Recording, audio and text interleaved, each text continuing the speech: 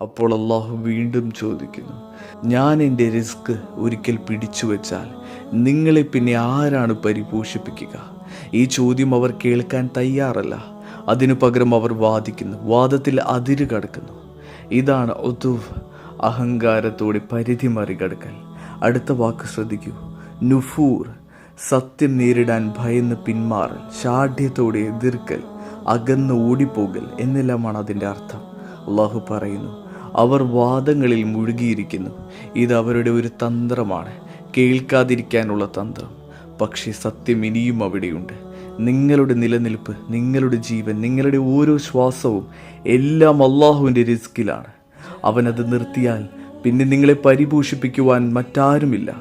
എന്നിട്ടും അവിശ്വാസികൾ ഏറ്റവും കടുത്ത നിഷേധത്തിലും അഹങ്കാരത്തിലും ശാഠ്യത്തിലും ഓടിപ്പോവുകയാണ്.